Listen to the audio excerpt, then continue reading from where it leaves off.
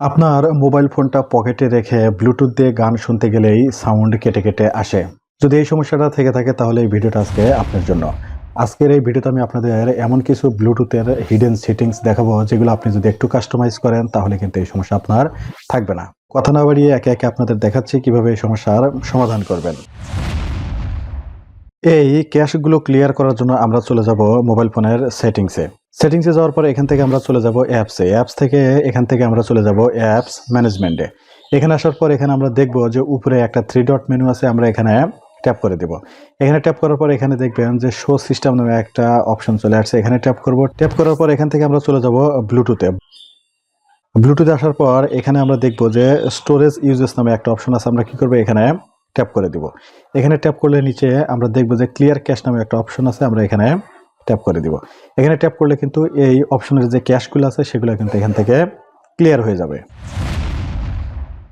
এখন আপনাদের ব্লুটুথের হিডেন কিছু সেটিংস দেখাবো, আর এই সেটিংসগুলো দেখানোর জন্য অবশ্যই আমাদের আগে ডেভেলপার অপশনটা এনাবল করে নিতে হবে।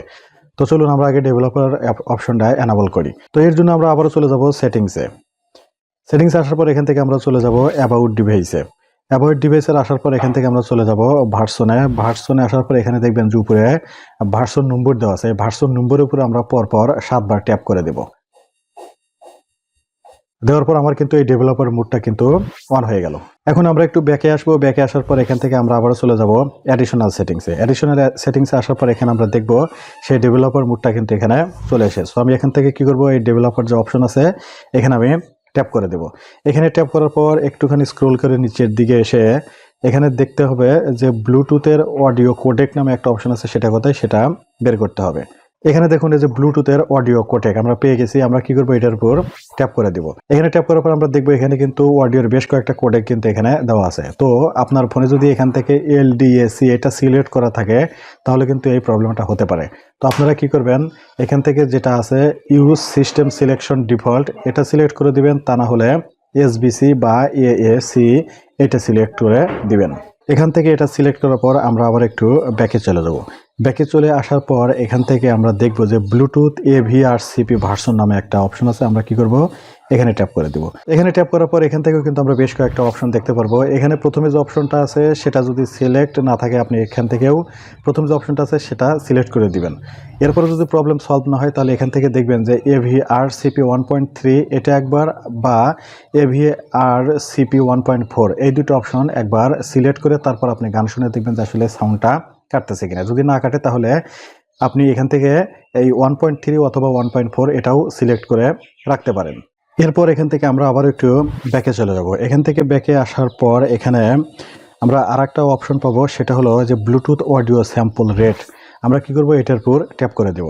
এখানে কিন্তু বেশ কয়েকটা অপশন পাবেন, এখান থেকে নিচের যে কোনো একটা যদি সিলেক্ট করা থাকে তাহলে কিন্তু এই সমস্যাটা বেশি হয়। আপনারা সবসময় কি করবেন, এখান থেকে উপরের যে অপশনটা ইউজ সিস্টেম সিলেকশন ডিফল্ট এটা সিলেক্ট করে রাখবেন যদি এখান থেকে এটা সিলেক্ট করা না থাকে। তারপর এখান থেকে এটা ওকে দিয়ে আপনি বের হয়ে আসবেন। মানুষের শরীরে পানির পরিমাণ বেশি, আর এই পানি ব্লুটুথের 2.4 গিগাহার্টজ সিগন্যালকে অ্যাবজর্ব করে ফেলে। তাই ফোন যদি আপনার বাম পকেটে রেখে আপনি যদি ডান পাশের ইয়ারপাডটা ব্যবহার করেন সেক্ষেত্রে কিন্তু আপনার সিগন্যাল উইক হয়ে যায়। একইভাবে আপনি যদি ডান পকেটে মোবাইল ফোনটা রেখে যদি বাম কানে আপনি ইয়ারবাডটা ব্যবহার করেন তাহলে এই একই সমস্যা হয়। তাই আপনারা চেষ্টা করবেন যখন একটা ইয়ারবাডস ব্যবহার করেন তখন অবশ্যই যে ইয়ারবাডসটা ব্যবহার করতেছেন ঠিক সেই পকেটেই মোবাইল ফোনটা রাখার জন্য। তো আমি আপনাদের সাথে উপরের যে সেটিংসগুলো দেখালাম এগুলো কাস্টমাইজ করার পর আমি আশা করি আপনাদের এই প্রবলেমটা কিন্তু আর থাকবে না, অর্থাৎ যে ব্লুটুথের যে সমস্যাটা সাউন্ড কেটে কেটে আসে এটা কিন্তু আপনাদের সমাধান হয়ে যাবে। তো ফ্রেন্ডস, আসলে এই উপরের কোন সেটিংসটা কাস্টমাইজ করার পর আপনার এই সমস্যার সমাধান হয়েছে অবশ্যই কিন্তু কমেন্টস করে জানাবেন। আর এরকম ভিডিও কিন্তু আমার চ্যানেলে প্রতিনিয়ত পাবলিশড হচ্ছে, আপনারা আমার চ্যানেলটা কিন্তু সাবস্ক্রাইব করে রাখবেন পরবর্তীতে নতুন ভিডিও পাওয়ার জন্য। তো আপনাদের সাথে দেখা হবে পরবর্তী নতুন কোনো ভিডিওতে। সে পর্যন্ত সবাই ভালো থাকুন, সুস্থ থাকুন। আল্লাহ হাফেজ।